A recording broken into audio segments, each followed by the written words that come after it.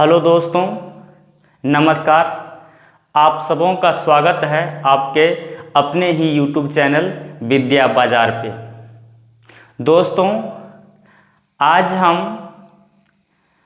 12th class के sent up वाले students जो 2025 के बोर्ड एग्ज़ाम में शामिल होने जा रहे हैं, उनके लिए फिजिक्स का तहल्का क्रैश कोर्स बैच का शुभारंभ करने जा रहे हैं। इस बैच में आप बोर्ड एग्ज़ाम में आने वाले सभी इम्पोर्टेंट प्रश्न, लघु उत्तरीय, दीर्घ उत्तरीय और वस्तुनिष्ठ प्रश्नों से संबंधित वीडियो चैप्टर वाइज देखकर कम समय में अपने तैयारी को मजबूत कर सकते हैं और ज़्यादा से ज़्यादा नंबर प्राप्त कर सकते हैं। इसीलिए आप सभी इस सीरीज के जितने भी वीडियोज हैं उसको देखें और अपना एक नोट बनाएं और तैयारी करें, रिवीजन करें, जिससे कि आप कम समय में ज़्यादा से ज़्यादा एग्ज़ाम में नंबर प्राप्त कर सकें। दोस्तों, अब बोर्ड एग्ज़ाम में समय बहुत कम है, इसीलिए आप सभी अपना समय व्यर्थ न बिताएं और अपने तैयारी में पूरा ध्यान लगाएं। ऐसा न हो कि व्यर्थ में सारे समय बीत जाए और आप सब एग्ज़ाम के समय में वही पुरानी वाली गीत को दोहराएं, यही रात अंतिम, यही रात भारी। इसीलिए अभी से अपना पढ़ाई पे पूरा ध्यान लगाएं और रिवीजन करना शुभारंभ करें।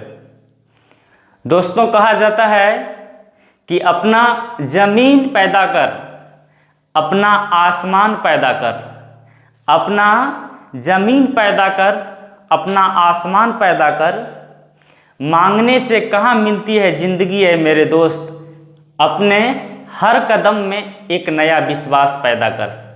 और ये विश्वास तभी पैदा होगा जब आप कड़ी मेहनत करेंगे।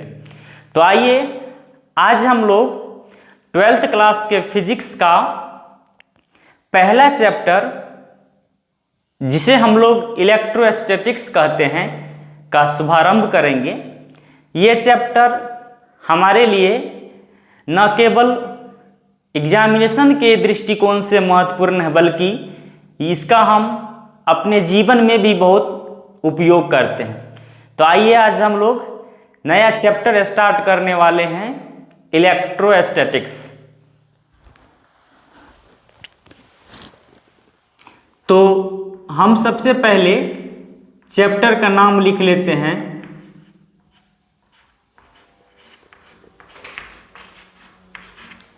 इलेक्ट्रो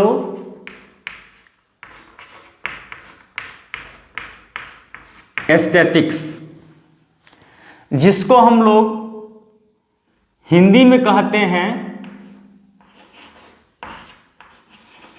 विद्युत स्थैतिकी।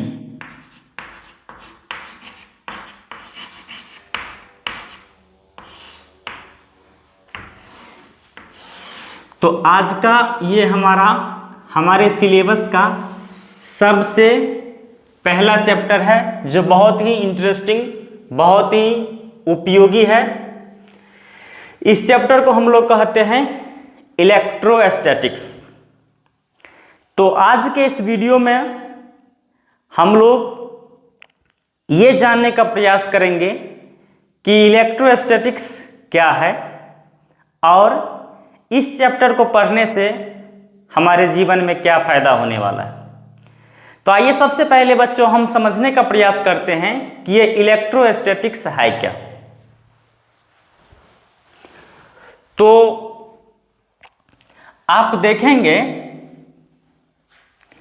ये जो शब्द है इलेक्ट्रोस्टैटिक्स,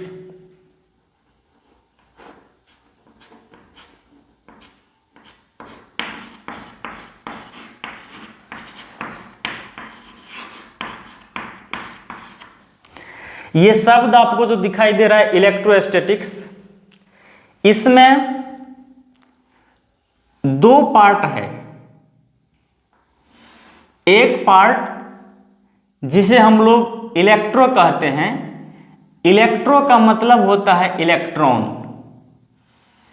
तो हम लोग कह सकते हैं कि ये पार्ट जो आपको दिखाई दे रहा है जिसको हम लोग इलेक्ट्रो कहते हैं, इलेक्ट्रो का मतलब होता है इलेक्ट्रॉन, और इलेक्ट्रॉन का मतलब होता है, सीधा समझ लीजिए आप, विद्युत आवेश।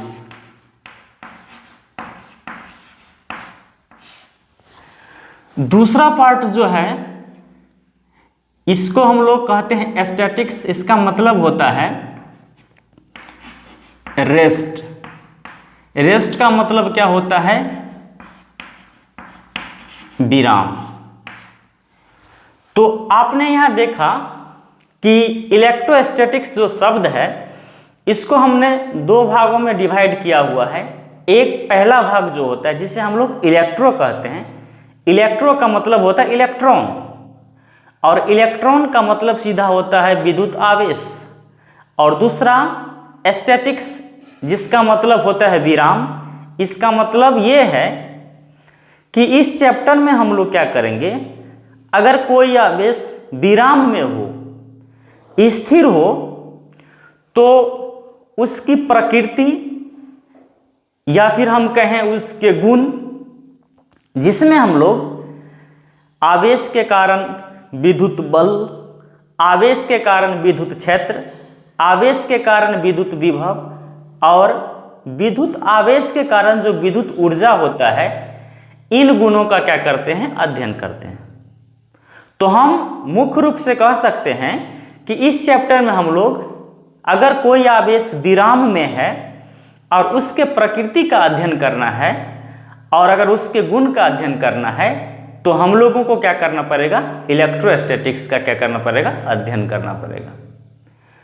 तो सबसे पहले आइए समझने के लिए हम इसका एक छोटा सा परिभाषा लिख लेते हैं कि इलेक्ट्रोस्टैटिक्स मतलब विद्युत स्थैतिकी जो है, भौतिकी की वह शाखा है जिसमें हम लोग स्थिर आवेश के प्रकृति और गुणों का क्या करते हैं? अध्ययन करते हैं। तो सबसे पहले आइए हम लोग एक हेडिंग लगाएंगे कि ये इलेक्ट्रोस्टैटिक्स है क्या। तो हम लोग इसको लिख लेंगे एक हेडिंग बना के, इलेक्ट्रोस्टैटिक्स, जिसको आप जानते हैं हम लोग कहते हैं विद्युत स्थैतिकी। तो ये इलेक्ट्रोस्टैटिक्स क्या हुआ? यह जो है भौतिकी विज्ञान की एक शाखा है। तो हम लोग लिख लेंगे यह भौतिकी की एक शाखा है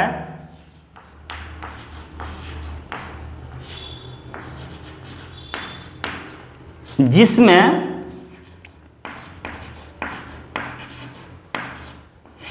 हम स्थिर आवेश की प्रकृति या हम कह सकते हैं गुणों का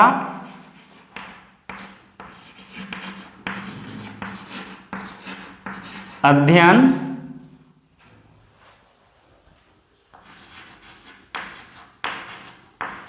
करते हैं।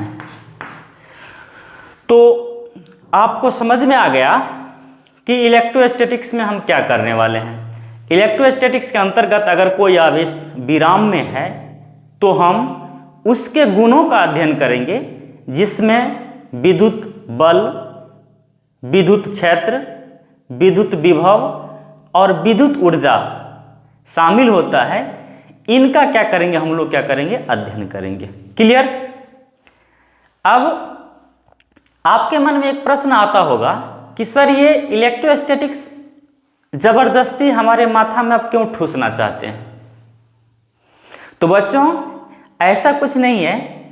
इलेक्ट्रोस्टैटिक्स हमारे जीवन में बहुत ही उपयोगी है और हम अपने जीवन में इलेक्ट्रोस्टैटिक्स का सिद्धांत और नियमों का इस्तेमाल करके अनेक प्रकार के यंत्र बनाते हैं जो हमारे जीवन को बहुत ही सुगम और आसान बना देता है।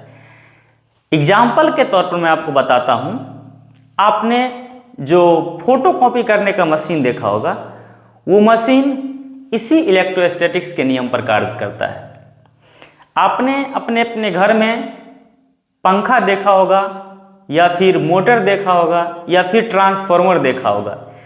इन चीज़ों में देखा होगा कि एक छोटा सा यंत्र लगा होता है, बेलनाकार यंत्र, जिसे हम लोग कैपेसिटर मतलब संधारित्र कहते हैं, जो ये अचानक ऊर्जा क्या करता है, सप्लाई करता है। ये कैपेसिटर भी एक इलेक्ट्रोस्टैटिक्स के नियम से ही बनाया गया यंत्र है। इसके अतिरिक्त हम लोग इसका नियम इस्तेमाल करके एक मशीन बनाते हैं जिसका नाम है इलेक्ट्रोस्टैटिक प्रिसिपिटेटर। इसके मदद से हम लोग क्या कर सकते हैं, वायु प्रदूषण का कंट्रोल कर सकते हैं। कभी कभी हम लोग क्या करते हैं, जब किसी बर्तन पे पाउडर कोटिंग करते हैं तो हम लोग इसी प्रिंसिपल का इस्तेमाल करते हैं। अगर किसी बैटरी को चार्ज करते हैं तो बैटरी चार्जिंग में भी इसी इलेक्ट्रोस्टैटिक्स का नियम का उपयोग होता है। इतना ही नहीं, आप बरसात के समय जो देखे होंगे तरित्र, और उस समय बचने के लिए जो हम लोग यंत्र उपयोग करते हैं तरित्र चालक, ये भी इसी नियम पे कार्य करता है। इसके अतिरिक्त हम लोग जब कभी परमाणु का संरचना का अध्ययन करते हैं उसमें भी ये इलेक्ट्रोस्टैटिक्स हमारी बहुत मदद करती है। इसीलिए प्यारे बच्चों, ये इलेक्ट्रोस्टैटिक्स हम आपके मस्तिष्क में ज़बरदस्ती ठूस नहीं रहे हैं, बल्कि ये हमारे जीवन में बहुत ही क्या है, उपयोगी है, जो हमारे जीवन को बहुत ही सरल और सुगम बनाया हुआ है। इसीलिए ये चैप्टर आपको पढ़ना बहुत ज़रूरी है। अब आइए हम लोग इस चैप्टर के अंतर्गत जो मुख्य चीज़ का अध्ययन करने वाले हैं, जो हमारा इस चैप्टर में की पॉइंट है, उसको हम लोग कहते हैं विद्युत आवेश। और इस आवेश के बारे में आप पिछले क्लास में भी पढ़ा होगा। तो आइए हम लोग एक प्यारा सा हेडिंग लगाएंगे कि ये विद्युत आवेश, जिसको हम लोग नाम देते हैं इलेक्ट्रिक चार्ज, इलेक्ट्रिक चार्ज, जिसको हम लोग हिंदी में कहते हैं विद्युत आवेश। इस विद्युत आवेश को हम लोग कैपिटल क्यू से या फिर क्या करते हैं, स्मॉल क्यू से क्या करते हैं, सूचित करते हैं। मतलब विद्युत आवेश का जो संकेत होता है, उस संकेत को हम लोग क्या करते हैं, या तो कैपिटल क्यू से या फिर क्या करते हैं, स्मॉल क्यू से क्या करते हैं, इसको सूचित करते हैं। क्लियर? तो अब हम लोग समझने का प्रयास करेंगे ये विद्युत आवेश है क्या और ये कहाँ से उत्पन्न होता है और इसका क्या होता है, क्या प्रभाव होता है। तो आइए सबसे पहले हम इसको समझने का प्रयास करेंगे, फिर इसका हम लोग क्या करेंगे, एक छोटा सा परिभाषा लिखेंगे। तो आइए इसे समझने के लिए हम एक छोटा सा डायग्राम बना लेते हैं ताकि आपको ये बात आसानी से क्या हो, समझ में आ जाए। हमने देखिए यहाँ पर कोई भी दो वस्तु लिया है, बस ये वस्तु एक सुटेबल होना चाहिए। जैसे मान लीजिए ग्लास का रॉड है और मान लीजिए ये सिल्क का कपड़ा है, और दो वस्तु हमने क्या किया है, ले लिया है। आप सब जानते हैं कि कोई तत्व जो होता है परमाणु से बना होता है, और परमाणु से अणु बनता है, और अणु से क्या होता है, कोई पदार्थ बनता है। तो प्रत्येक परमाणु क्या होता है, विद्युत का क्या होता है, उदासीन होता है। इसके पीछे कारण है, आपने पढ़ा होगा कि परमाणु की जो संरचना होती है इसमें मुख्यतः दो भाग होता है। एक जो केंद्रीय सघन भाग होता है जिसको हम लोग नाभिक कहते हैं, न्यूक्लियस कहते हैं, और इसमें दो छोटे छोटे कण पाए जाते हैं जिसे हम लोग प्रोटॉन और न्यूट्रॉन कहते हैं। और इस नाभिक के चारों ओर वृत्तीय पथ पर क्या होता है, इलेक्ट्रॉन क्या करता है, घूमता रहता है। इसके अतिरिक्त आपने ये भी जाना होगा कि इलेक्ट्रॉन पर ऋणावेश होता है और प्रोटॉन पर धनावेश होता है, और दोनों का आवेश क्या होता है, परिमाण बराबर होता है। तो शुरुआत में क्या होता है कि इस पर जितना परमाणु में जो प्रोटॉन होता है उतना ही क्या होता है, इलेक्ट्रॉन होता है। इसीलिए इस पर कुल प्लस आवेश, कुल आवेश क्या होता है, माइनस बराबर होता है।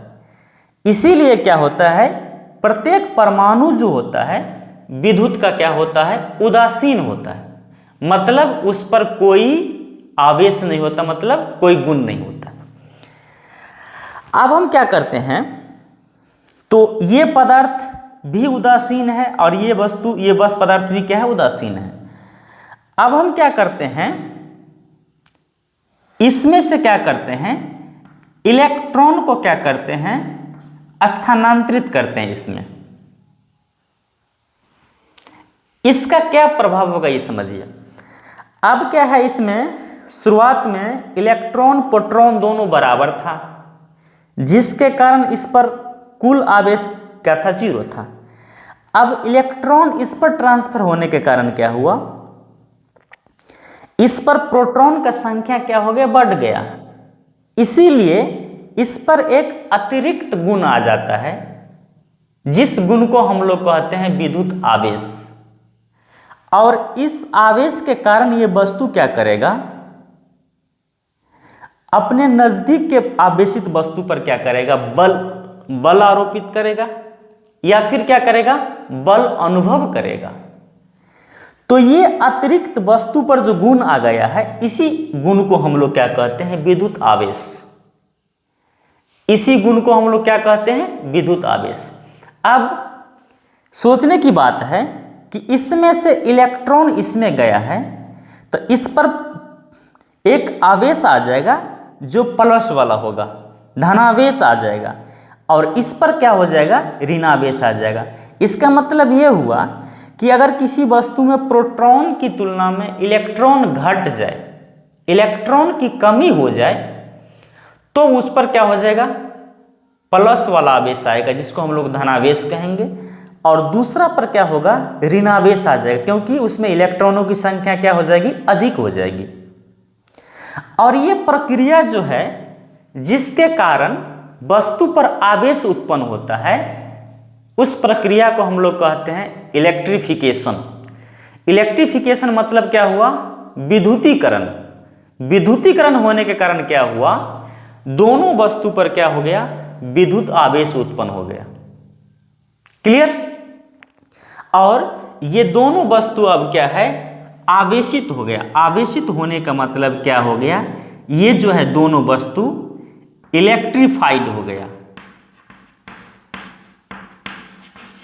मतलब क्या हो गया, ये आवेशित हो गया। पहले दोनों क्या था, उदासीन था, अब दोनों क्या हो गया, आवेशित हो गया। क्यों, क्योंकि इसमें से इलेक्ट्रॉन का क्या हो गया, स्थानांतरण हो गया। और ये इलेक्ट्रॉन का स्थानांतरण होता है जब हम लोग दो वस्तु को आपस में क्या करते हैं, रब करते हैं, रगड़ते हैं, तो एक वस्तु में से इलेक्ट्रॉन दूसरे में चला जाता है। तो आपको याद रखना है कि विद्युत आवेश वस्तु का एक गुण है, जिसके कारण यह विद्युत बल आरोपित भी करता है और अनुभव भी करता है। क्लियर। अब प्रश्न है, विद्युत आवेश उत्पन्न क्यों होता है, इसका मुख्य कारण है इलेक्ट्रॉन का स्थानांतरण। फिर आपको याद रखना है कि अगर किसी वस्तु में इलेक्ट्रॉन की कमी हो जाए तो उस पर कौन आवेश आ जाएगा? धनावेश। अगर इलेक्ट्रॉन की अधिकता हो जाए तो कौन आवेश आ जाएगा? ऋणावेश। तो आवेश कितने प्रकार के हो गए? 2 प्रकार के। एक हो गया धनावेश और दूसरा क्या हो गया? ऋणावेश। तो आइए हम विद्युत आवेश का एक छोटा सा परिभाषा लिखते हैं। यह विद्युत आवेश वस्तु का एक गुण है। वस्तु का क्या है? एक गुण है, जिसके कारण यह विद्युत बल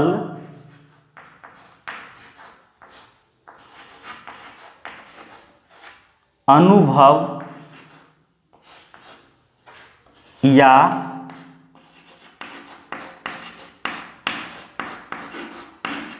आरोपित करता है। क्लियर? तो अभी हमने आपको बताया कि अगर 2 वस्तु को आपस में रगड़ा जाता है तो इलेक्ट्रॉन का स्थानांतरण होता है, जिसके बाद वस्तु पर एक गुण आ जाता है और इस गुण के कारण वो विद्युत बल अनुभव करता है या फिर आरोपित करता है। इसी गुण को हम लोग क्या कहते हैं? विद्युत आवेश कहते हैं। और ये आवेश मुख्यतः कितने प्रकार के होते हैं? 2 प्रकार के होते हैं।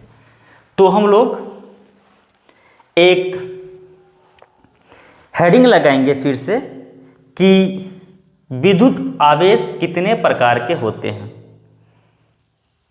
तो आइए हम लोग एक हेडिंग लगा लेते हैं, विद्युत आवेश के प्रकार।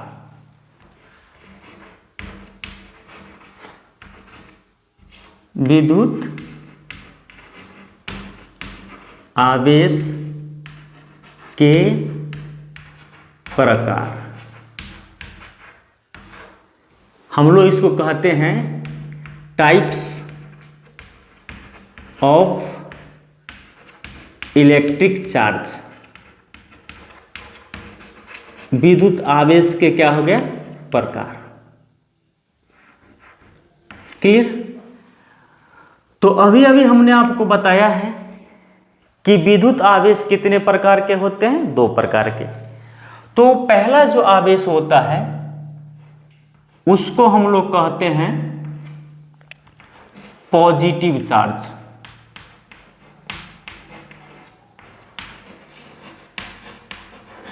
चार्ज। जिसको हम लोग कहते हैं धनावेश। इसी को हम लोग कहते हैं धनात्मक आवेश। तो आपको याद रखना है, ये धनावेश किसी वस्तु पर तब आता है जब इलेक्ट्रॉन की संख्या क्या होती है? प्रोटॉन से कम हो जाती है। यह प्रोटॉनों की संख्या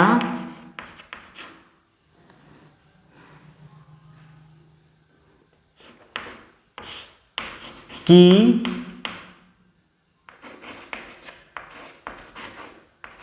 तुलना में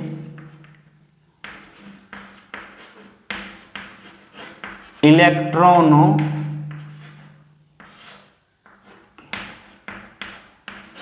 की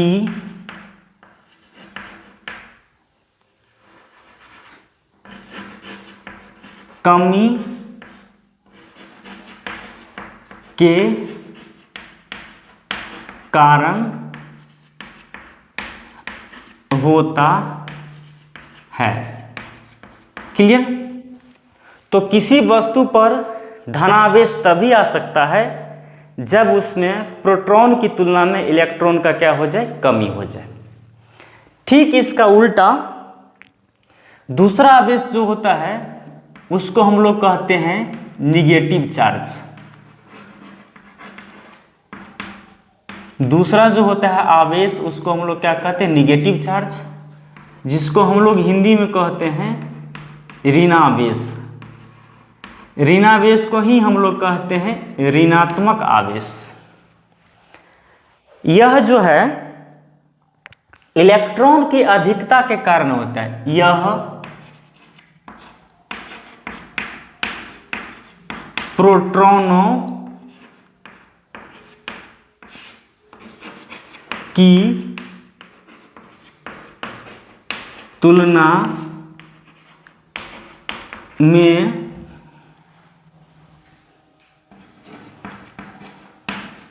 इलेक्ट्रॉनों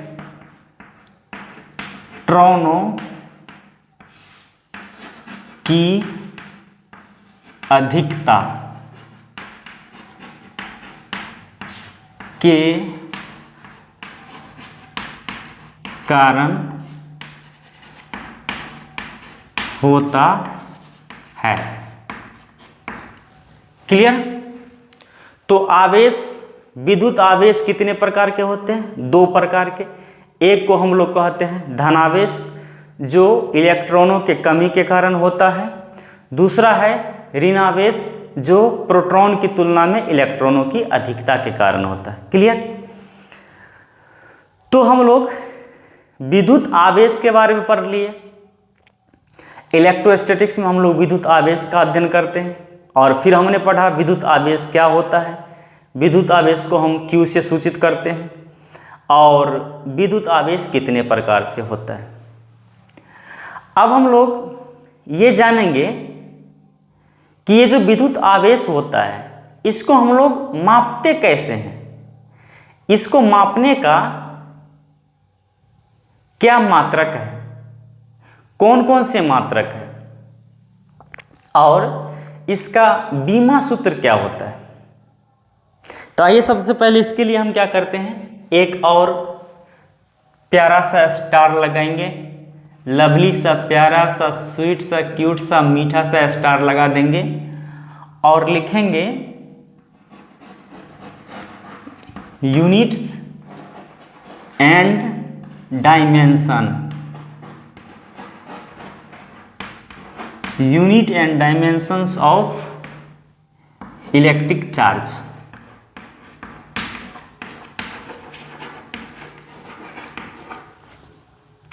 इसको हम लोग कहते हैं विद्युत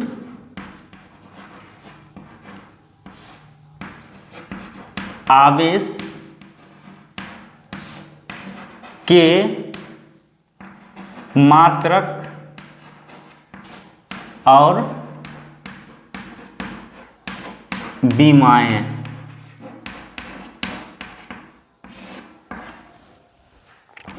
याद रखेंगे ये टॉपिक आपके लिए बहुत ही महत्वपूर्ण है क्योंकि यहाँ से 2-3 ऑब्जेक्टिव प्रश्न पूछने की पूरी संभावना रहती है। तो आइए इस बात को हम समझने का प्रयास करते हैं। सबसे पहले आपको ये समझना होगा ये जो हमारा विद्युत आवेश है इसका एक जो होता है SI मात्रक होता है जिसको हम लोग क्या कहते हैं SI यूनिट, ये होता है। तो आपको याद करना है कि आप पिछली क्लास में एक टॉपिक पढ़ा होगा, एक हेडिंग पढ़ा होगा, विद्युत धारा बराबर क्या होता है Q बटा क्या होता है T। क्लियर? मतलब ये पढ़ा होगा आपने कि आवेश के प्रवाह की दर को हम लोग क्या कहते हैं विद्युत धारा। तो I बराबर Q बटा क्या होता है T। इसी को अगर हम आगे बढ़ाएंगे तो हमारे पास क्या हो जाएगा, Q बराबर क्या हो जाएगा I और गुना में क्या हो जाएगा T। तो आप जानते हैं कि I का मतलब क्या होता है एम्पियर, और T का I का मात्रक एम्पियर, धारा का मात्रक क्या होता है एम्पियर, और समय का मात्रक क्या होता है सेकेंड। तो विद्युत धारा का जो विद्युत आवेश का जो मात्रक होगा उसको हम लोग क्या कहेंगे, एम्पियर सेकेंड, जिसको हम लोग संकेत में क्या कहते हैं, एम्पियर सेकेंड लिखते हैं। इसी को हम लोग एक नया नाम से जानते हैं, जिसे हम लोग कहते हैं, इसी का मात्रक का दूसरा नाम है कूलम्ब, जिसको हम लोग क्या कहते हैं, सी से लिखते हैं। तो आपको याद ये रखना है, अगर आपसे पूछा जाए कि विद्युत आवेश का एसआई मात्रक क्या होता है, तो आपको याद रखना है विद्युत धारा का एसआई मात्रक, विद्युत आवेश का जो एसआई मात्रक होता है उसे हम लोग एम्पियर सेकेंड कहते हैं, जिसे हम लोग एएस लिखते हैं, मतलब एम्पियर और एस मतलब सेकेंड। इसे ही हम लोग क्या कहते हैं, कूलम्ब। तो विद्युत धारा का जो ऐसा मात्रक होता है उसे हम लोग कूलम्ब कहते हैं। कूलम्ब का संकेत क्या होता है, सी। अब एक प्रश्न बनता है कि कहेगा कि एक कूलम्ब आवेश क्या होता है। तो एक कूलम्ब आवेश ये मतलब है कि अगर 1 एम्पियर का धारा 1 सेकंड में प्रवाहित हो तो उसे हम लोग कहते हैं 1 कूलम्ब। मतलब 1 कूलम्ब जो आवेश हुआ वो क्या हुआ, 1 एम्पियर सेकेंड। तो आपको याद रखना है विद्युत धारा का जो ऐसा मात्रक होता है उसे हम लोग कहते हैं एम्पियर सेकेंड, या फिर क्या कहते हैं, कूलम्ब। दूसरा पॉइंट, विद्युत धारा का एक होता है सीजीएस मात्रक, इसको हम लोग कहते हैं सीजीएस यूनिट। क्लियर। तो इसमें विद्युत धारा का जो सीजीएस मात्रक होता है उसको हम लोग कहते हैं इलेक्ट्रोस्टैटिक यूनिट। तो आपको याद रखना है विद्युत धारा का सीजीएस मात्रक जो होता है उसको हम लोग कहते हैं इलेक्ट्रोस्टैटिक यूनिट, जिसको हम लोग संकेत में कहते हैं ESU, और इसी का नाम है स्टैट कूलम्ब।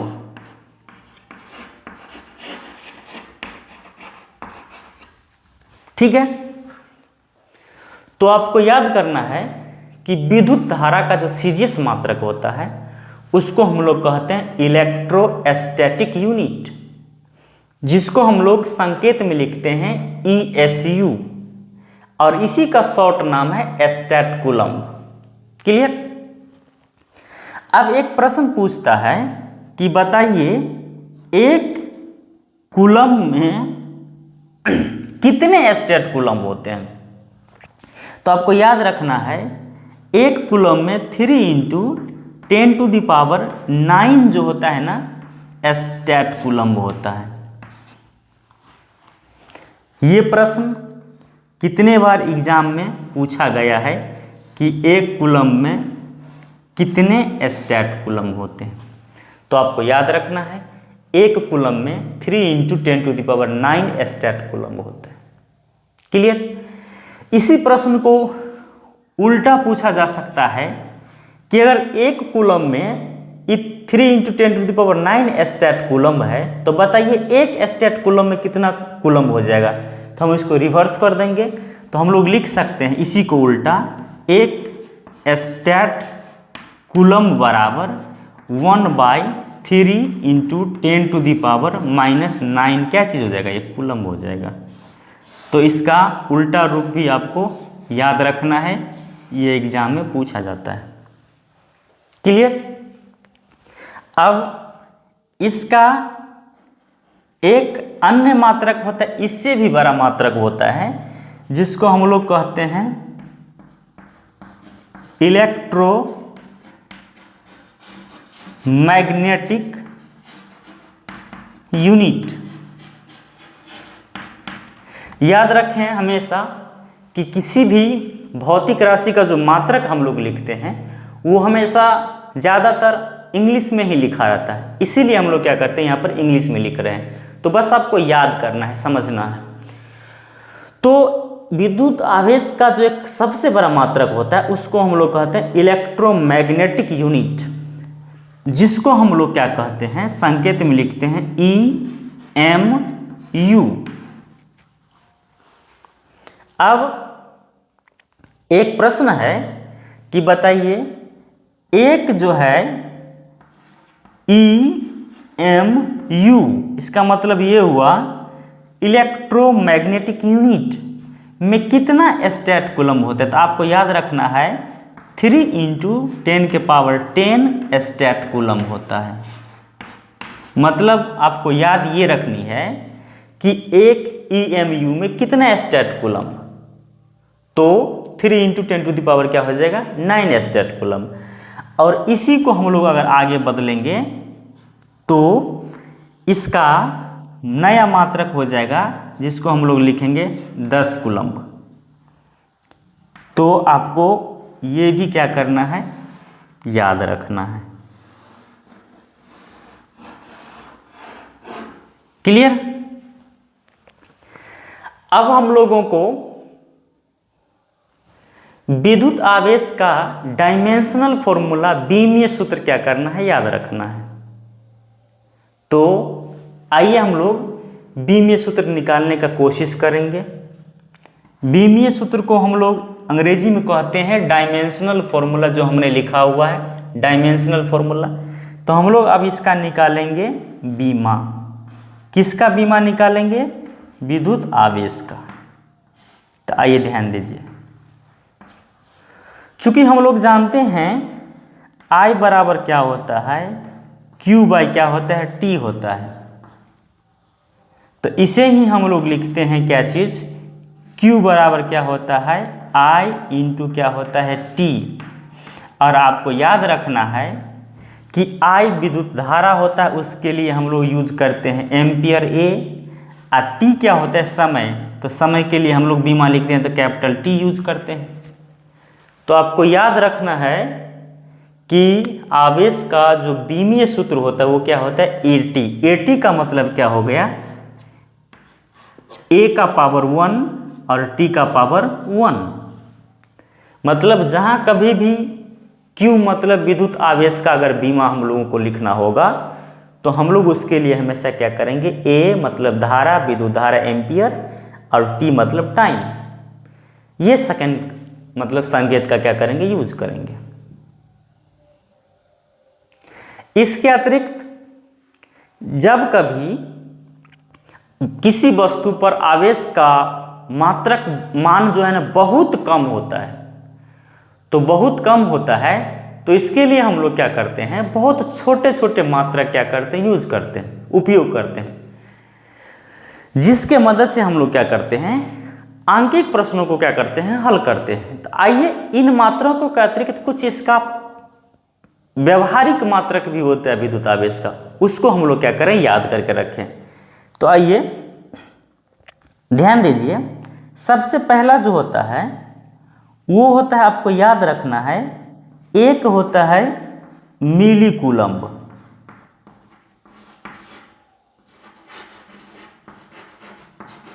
एक होता है मिली कूलम्ब।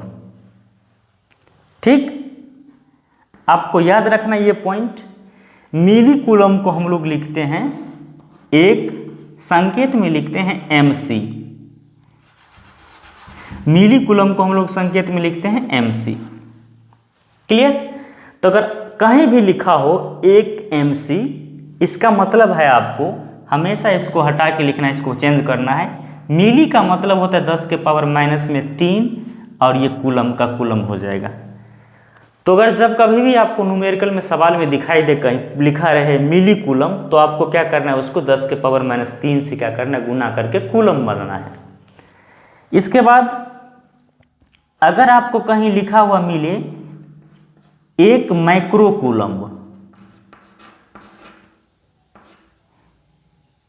माइक्रो कूलम्ब मिली लिखा हुआ, तो माइक्रो कूलम्ब को हम लोग क्या करते हैं, ऐसे लिखते हैं μc, ऐसे करके। इसका मतलब होता है 10 का पावर माइनस में क्या होता है 6 कूलम्ब। तो आपको याद रखना है, अगर कहीं भी माइक्रो कूलम्ब लिखा हो तो आपको वहाँ पर 10 के पावर माइनस 6 से क्या करना, गुना करके कूलम्ब बनाना है। इसके अतिरिक्त एक और इससे छोटा होता है, उसको हम लोग कहते हैं नाइनो कूलम्ब। नाइनो कूलम्ब, मैं यहाँ पर चिन्ह लगाता जाता हूँ। नाइनो कूलम्ब को हम लोग लिखते हैं 1 NC। और ये क्या होता है, इससे भी छोटा होता है, जिसको हम लोग लिखते हैं 10 के पावर माइनस 9 कूलम्ब। ठीक। और इसके अतिरिक्त और भी कुछ मात्रक होते हैं जो बहुत ही उपयोगी, आपको याद रखना है। माइक्रो हो गया, नैनो हो गया। इसके बाद होता है एक मात्रक जिसको हम लोग क्या कहते हैं, पिको कूलम्ब।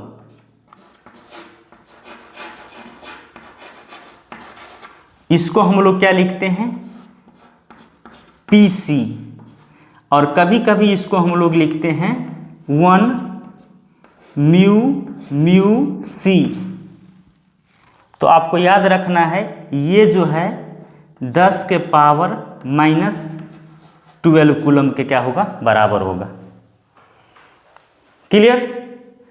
तो इस प्रकार हमने देखा कि जब आवेश का मात्रक ज्ञात करना हो, मात्रक लिखना हो, तो हम लोग SI में क्या करेंगे, एम्पियर सेकेंड, या अगर CGS में लिखना हो तो इलेक्ट्रोस्टैटिक यूनिट कहते हैं इसको, जिसको ES कहते हैं। संकेत में स्टैट कूलम्ब लिखते हैं। और आपको प्रश्न याद रखना है कि 1 कूलम्ब में 3 × 10 के पावर 9 स्टैट कूलम्ब होता है। इसी को हम लोग उल्टा करेंगे तो 1 स्टैट कूलम्ब बराबर उतना हो जाएगा। एक यूनिट जो हमने बताया इससे अच्छा बड़ा वाला होता है, उसको होता है इलेक्ट्रोमैग्नेटिक यूनिट, EMU। एक EMU में 3 × 10 के पावर 10 स्टैट कूलम्ब होता है, जो 10 कूलम्ब के क्या होता है, बराबर होता है। और हमने अभी बीमा निकाला है। आवेश का बीमा लिखना हो तो हम लोग क्या करेंगे, AT लिखेंगे कैपिटल में। और जब बहुत छोटा मात्रक आवेश का यूज करना हो तो हम लोग मिली कूलम्ब यूज करेंगे, 10 का पावर माइनस 3 लिखेंगे। माइक्रो कूलम्ब याद रखेंगे, इसका मतलब होता है माइनस 10 के power minus 6 coulomb. Nano coulomb याद रखेंगे, 10 का मतलब पावर 9 माइनस 9 कूलम्ब हो जाएगा। और पिको का मतलब होता है 10 के पावर माइनस 12 कूलम्ब। इस तरह से ये आज का हमारा इलेक्ट्रोस्टैटिक्स का पहला लेक्चर था, जिसमें हमने इलेक्ट्रोस्टैटिक्स का आपको परिचय कराया। इसके अगला वीडियो में लेक्चर 2 में हम लोग देखेंगे विद्युत आवेश के जो गुण होते हैं वो क्या क्या होते हैं, और विद्युत आवेश हम लोग कितने प्रकार से उत्पन्न कर सकते हैं, और जो परमाणु के अंदर 3 मौलिक कण पाए जाते हैं, इलेक्ट्रॉन, प्रोटॉन और न्यूट्रॉन, उसके गुण के बारे में हम लोग क्या करेंगे, अध्ययन करेंगे। ठीक है। Thank you for watching. Bye bye.